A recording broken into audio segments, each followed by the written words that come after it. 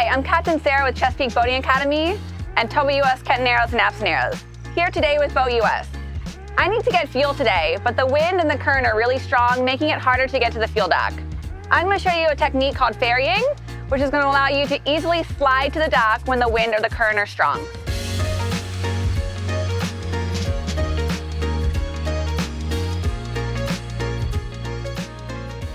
We're going to talk about the ferrying maneuver. Ferrying is a lateral slide. It's a technique to bring your boat side to a dock when the wind or the current are very strong. It's a very popular maneuver for fishermen, especially if they're fishing at the base of a bridge or a structure.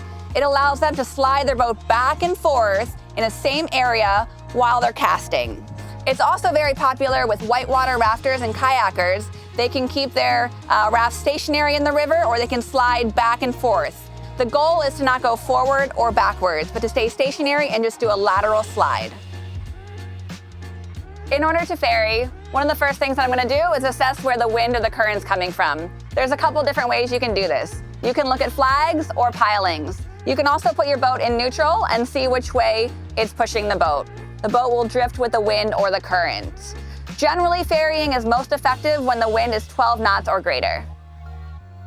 Now that I'm ready to get to the dock, I'm going to pick where on the dock I want to end up. I'm going to head towards the BoatUS flag over here. I'm going to position the bow of the boat 45 to 60 degrees off of the current. The goal is to keep the boat stationary so I have a lateral slide.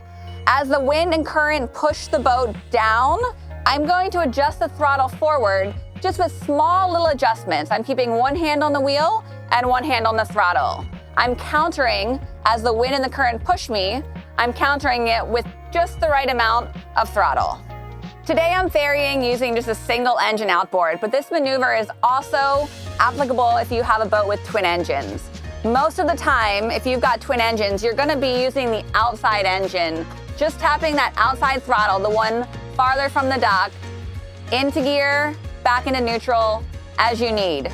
Usually, if the wind or the current are not super strong, using both throttles can overpower it, so it can make you go forward instead of creating that lateral slide that we're really looking to get in the ferrying move.